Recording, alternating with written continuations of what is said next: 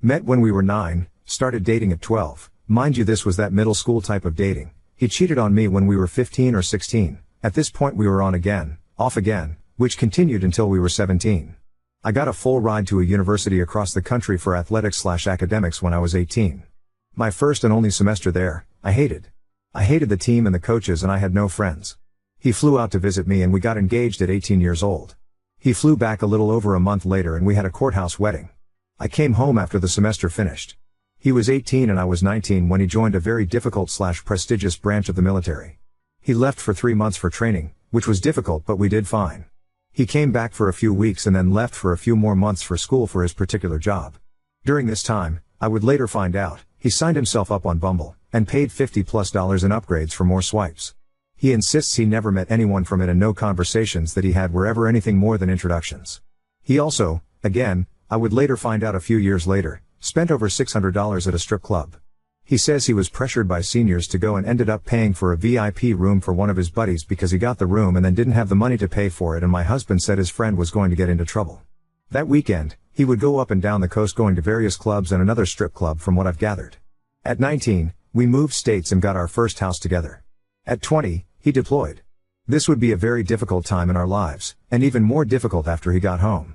He developed a pornography addiction while deployed. I remember sitting on the bathroom floor at 4 a.m. refreshing one of his social media accounts, Wick. I could see his following numbers go up about every 5 minutes. All porn accounts. He pressured me for pictures and videos and I would feel guilty for not doing the things he wanted, and I felt like if I didn't he was just going to find someone else to do it for him. He came home 6 months later and we were okay, except I noticed after a few weeks that as soon as he came home from work he would practically beeline it to the bathroom and shower for 45+ minutes. Sometimes I would even go into the bathroom after and I could tell he dropped the bottle of lube on the ground and it was still slippery. Or I could see the ring on the counter from the bottom of the bottle. I did my best to ignore it, until one day I saw a charge on our account for $30 to someone with a very interesting name. I confronted him and he immediately looked away, took in a deep breath, brushed his hand through his hair and sputtered out a quick excuse that it was his buddy's wife who bought them all lunch during work. I don't know why, but I said okay and left it at that. He got up a few minutes later saying he felt sick and went to lay down. I got a text from him an hour later saying he was sorry and that he developed a pornography addiction over deployment and he sent money to a girl for her premium Snapchat or something. He says he felt so guilty he didn't even look at anything and he deleted her right after he sent the money. I realized that the day this transaction took place, he had bought me flowers. He has never done that before, not even on any special occasions. From here on, the dates get confusing for me. I don't remember what happened first or when or how far apart, but I'll do my best to include as much information as I remember. Sometime later. Maybe weeks, maybe months. I woke up to a message from an old acquaintance on a certain social media. I think we were still 20 or maybe 21. I don't remember what exactly she said, something along the lines of I just wanted why. Ooh, to know Forex said this to me or something like that. He had messaged her the night prior, whilst drinking at a friend's house down the road, that he loved and missed her. I wish so badly I could remember more, but for some reason I can't. I know she said something like you can't be saying this, you're married, and he said something along the lines of I don't care. I screamed at him to wake up, but he was still drunk. I told him I wanted a divorce. I locked myself in the bathroom and hurt myself because I wanted to feel anything other than how I felt at that moment. I don't know how much time passed. When he opened the door, he said he didn't send those messages. He said that he left his phone plugged into the speaker and his friend was using it to play music. He said his friend must have seen the girl's story and messaged her trying to get nudes. He even pulled out his phone with proof, a text conversation between him and his friend confirming that the friend had messaged her and said he was sorry. I don't know why, but I believed him immediately. I remember having the most euphoric feeling of, I don't know what the word is, but whatever you feel when you let out a breath you've been holding and say, oh thank God. I'm getting frustrated writing this because I'm realizing how much I'm forgetting and I feel like I'm missing something. At 21 I think, shit hit the fan. I think at this point I had gone through his phone several times and found internet history and links that he had clicked through one of his social media accounts to hundreds of different OnlyFans sites. One night I went through his entire dollar account history since 2018 and found the charge for the strip club and Bumble. He said the Bumble charge wasn't him, it was a senior who used his card because his had gotten frozen or something ridiculous like that. I of course, believed him. I don't know why. I can't remember at what point I found out that he lied about messaging the girl on social med. Yeah. I think it was after I had looked through his phone again and I found text messages between him and his friend that was the one who allegedly sent the messages. His friend said something like, bro, I can't even go to parties that your wife is at because she hates me lol, or something like that. But they both confirmed what I didn't want to believe. My husband had taken my phone, deleted the messages sent to me by the girl, and got his friend in on this elaborate story. I can't remember when I found out that he did in fact download and pay for upgrades on Bumble. I think I just knew at this point he was lying, and grilled him long enough that he relented. He said he never met anyone or anything, and he said during the conversation, I only paid for the upgrade because no one would ever swipe for me. Or something like that. I can't remember at what point we went to legal on base and got information to file for divorce. I'd never seen him cry before besides one other time. After we got married, at the airport, he cried so hard and he wouldn't let me see.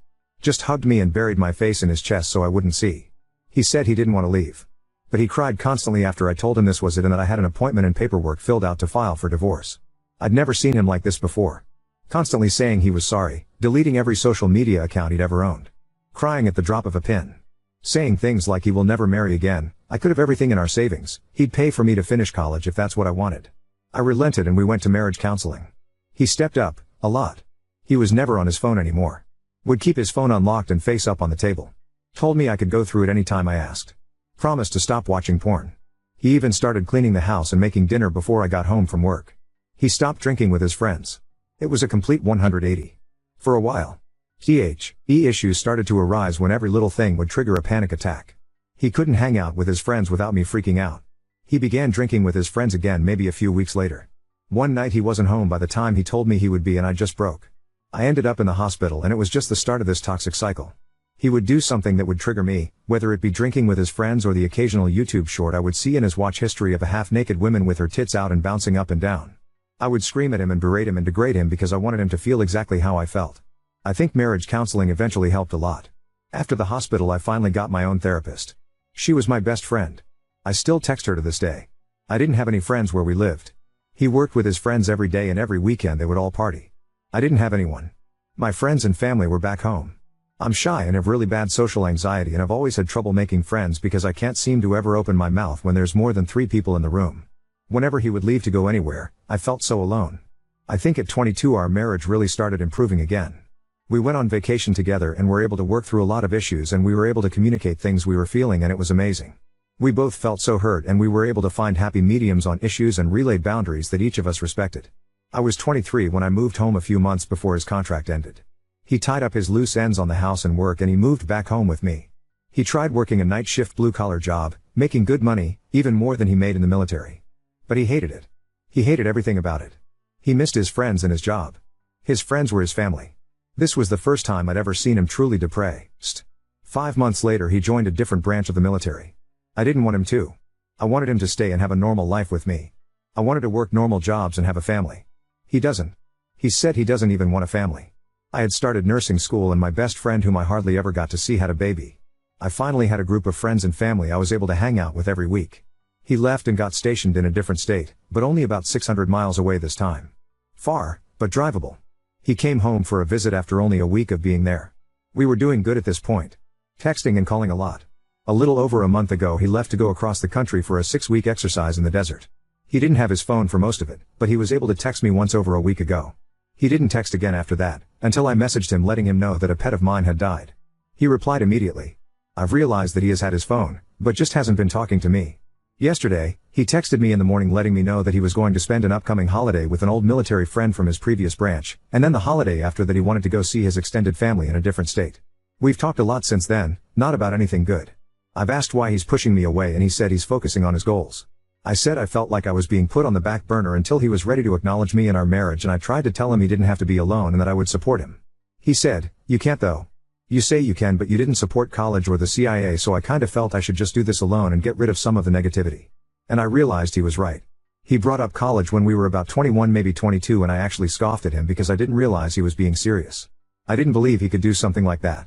He barely graduated high school. He went to 4 different high schools total, never getting above a 1.5 GPA. I tried doing his homework to keep him afloat but he didn't care. I even got him enrolled in the same online academy that I attended, due to public school not fitting around my athletic schedule, and I had to do every class and every assignment for him because he would never do them. He ended up graduating from what you would call an alternative high school. After telling me he wanted to go to college, he then told me he was going to join the CIA. This was just unfathomable to me. I didn't know what to do because he wanted my support but I also didn't want to lie to him and tell him I believed in him. I guess I still don't. And I feel awful and I can't imagine the feeling of your spouse not supporting you unconditionally. I don't know how to support him in something I just don't think he can do. And now we're here. Neither of us want a divorce. Both of us know our relationship hasn't been the best. We both don't know what to do. I would feel so lost and empty without him. I've known him for more than half of my life. Our personalities are formed around each other. We talk the same, we have the same mannerisms. We experienced growing up together and becoming adults together. I just want to add that these experiences I've listed were the worst times. We've had amazing experiences together. We have so much fucking fun together. He makes me laugh more than anyone else can. He knows everything about me and has been there for every important moment in my life. I'm absolutely terrified of the future. I'm scared to tell my family if we get a divorce. I don't want to be another statistic. I know we got married young, I know we are a military family, I know that. I know that most of these marriages ended in divorce, but I really fucking thought we were different. I don't want to start over. I'm almost 24 and I know that's still considered young, but I've known him for 14 years. I thought we would have started thinking about having a family together by now. He just wants to focus on his career and says he doesn't think he even wants a family. I don't know what to do anymore. Update 1. After over 1,000 people castigating me in the comments section, I wanted to sort of give an update and answer a few questions.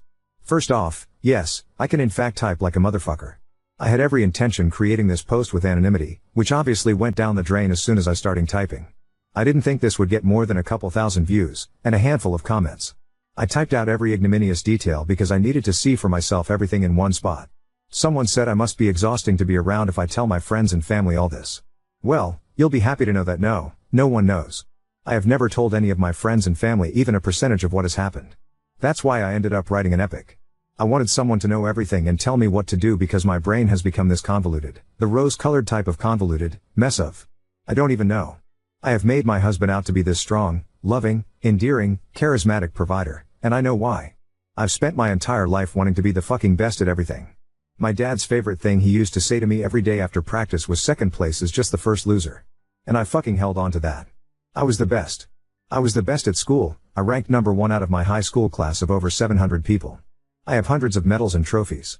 I did take second place at nationals one year, even though that doesn't feel like an accomplishment to me, I know it should be. But after dropping out of college and leaving behind a full-ride athletic and academic scholarship, I wanted it to be worth something. I never told anyone I left because I hated it and couldn't deal with it. I told everyone I got married and he Joe, in the Marine Corps, and I wanted to support him. I didn't want anyone to realize that I couldn't hack it. I wanted it to be worth it. And if I had marriage problems or if I got divorced, it would have just been for nothing. I would have lost again. And I can't lose. I grew up hiding in my closet hearing my dad scream at the top of his lungs at my older siblings because they averaged C's and D's in school. I knew what losing would get you. And I would not lose. My mom cheated on my dad when I was a kid. I remember waking up one morning to them screaming on the front lawn, my mom trying to get into her car to go to work, and my dad grabbed her arm and ripped her out of the car. They don't know that I saw that. They worked through it, if that's what you want to call it. I thought that was what you were supposed to do. I thought that marriage was supposed to be hard and you were supposed to put every ounce of yourself into fixing your ups and downs. Many have asked if I want to live the rest of my life like this. Of course I don't. Who the fuck would want that? Why did I stay even after the first time? Well, starving people will eat anything. I have actually read every single comment, even the hurtful ones. God damn, you guys are fucking assholes, and I needed it. I fucking needed over 1,000 people telling me I'm a blind idiot to realize that marriage isn't supposed to be like this. And that I deserve better. Because I fucking do. I do fucking deserve better. And for all those saying I'm not going to leave because I haven't yet. I will fucking prove you wrong. I'm not going back anymore. I'm not going to fucking settle. I had heard the phrase sunk cost fallacy, but I didn't know what it meant. I do now. Thank you to everyone, even the ones who believe this post was a creative writing assignment.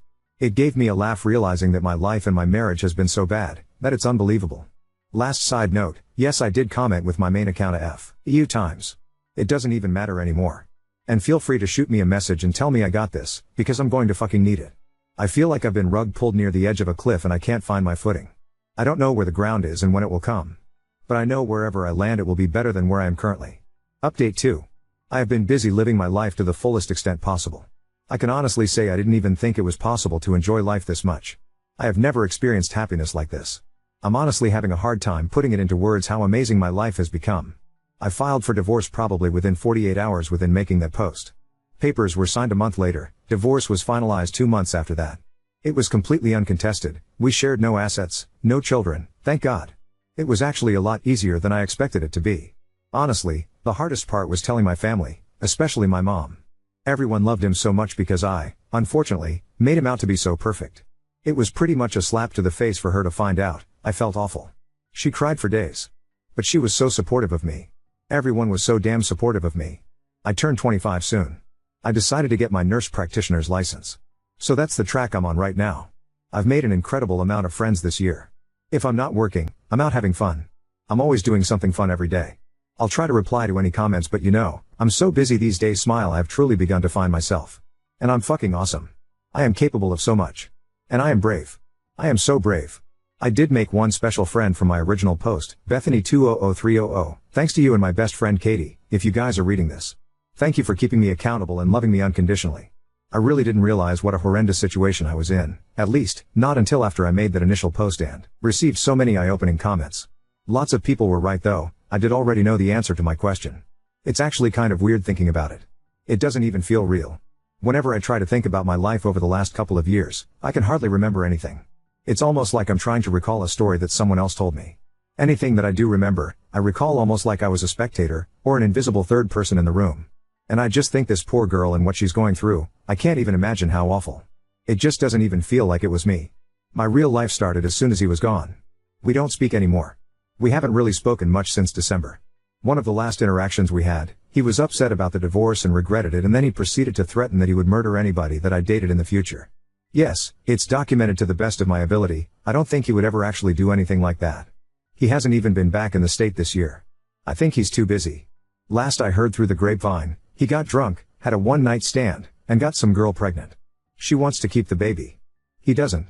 I think she even took a brick to his car and smashed the shit out of it. If I could give him one last piece of advice, it would be to start a savings account for this poor kid's future therapy bills. And to ask him if he ever realized that almost all of his monumental life mistakes have been committed under the influence of alcohol. But alas, it isn't my problem. He will never hear from me again. And I can say that with complete happiness and confidence. To everyone who said I wouldn't do it, and that I wasn't capable of leaving, fuck you, and thank you. I did. I did leave. I didn't walk, I ran. I fucking sprinted. And I didn't look back. To anyone who may be going through something similar. You can do it, I believe in you. If I can do it, you can, too. Now on to second story. Discovered my friend secretly recorded my husband for her viral TikTok, and now she's playing the victim after we reported her. I, 28F, am friends with this girl, let's call her June, also 28F. In fact, my husband, 32 mil, and I often hang out with June and her boyfriend, go on double dates, have weekend trips, etc. We've known each other for over 2 years.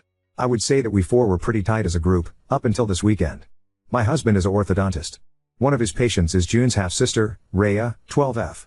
June often is the one accompanying Rhea to her dental appointments. June is also a small-time online influencer. She's always recording and vlogging and stuff. Though my husband and I have made it clear to her and we're absolutely not okay with our faces in her vlogs online, and she seemed to respect that boundary. We don't use social media, apart from Reddit, and we trusted her word when she said she's not gonna post us online. Cut to last weekend, my brother sent me this TikTok link with the message, "Dude, you gotta watch this." I opened the link and it directed me to June's TikTok account. She doesn't have much followers, less than 10K, but the particular video he sent me had like 500,000 views/likes, I'm not sure which. Lo and behold, it was a video compilation of my husband with the title "God, I See What You've Done for Others." The video was honestly the creepiest thing I've ever seen. She had recorded my husband during various of our double dates together, and it was clear he wasn't even aware he's being recorded. In some of the clips, she would start with her face and then pan the camera towards my husband with a cutesy expression and mouthing words like, "Oh my God." The worst one was where he was working on her half-sister, Rhea, wearing scrubs, and she'd recorded even that. She didn't even bother to blur out the kid's face while she was lying on the dental chair. I showed the video to my husband, and he was horrified. He said it made him so uncomfortable and violated knowing that someone had been secretly recording him. He was angry that she'd recorded him working on a patient. He texted her asking to take down the video and delete every video she has of him. First she feigned ignorance, then she said that she meant no harm and that it was all for online engagement since, I quote, "TikToks with hot guys go viral very fast," and that she'd gained a lot of followers after posting that. This was also weird, but my husband and I got our families and friends to report the video, and thankfully it's being taken down now. This pissed off June, and she sent me a long-ass text saying how I was jealous of her online success and that I couldn't stand seeing her succeed blah blah blah. I replied saying, "You are delusional and unhinged. You're not successful and you'll never be. Stay away from us, you creepy weirdo." Now she's all weepy and depressed and has been telling our common friends how mean I was to her. She's also been posting about mental health on her socials and about how mean some women are with their words lol. Ada? Update 1. My husband's practice reached out to Rhea's parents and informed them about the situation via an email, as they wanted everything documented, like I mentioned in the comments. The parents have responded. They are shocked and very, very apologetic. They have agreed to chaperone Rhea on her appointments instead of June. They wanted to meet my husband personally to apologize, but he informed them that that won't be necessary. 2. June's TikTok video is still in the process of being taken down. No new updates on that. I guess she contested the reports or something. I'm not entirely sure. My husband and I have blocked her. My brother is keeping an eye on her account though, just in case she posts something else about us. We'll see what to do with / when it happens. We're gonna be consulting a lawyer if she bothers us again in the future. 3. My husband is kinda shaken up / upset / annoyed about this whole thing. He's taken some days off from work and so have I. We'll plan a trip somewhere maybe, to take his mind off of these things. Right now, I need to be there for him. I won't be posting anything for now. 4. We haven't contacted her boyfriend yet. My husband is not in the right headspace right now and I feel it'll be better if we focus on ourselves for the time being. We don't want the added headache of how the boyfriend will react / if he's in on this or whatever. We'll inform him after some time. I know this is selfish but I think it's for the best.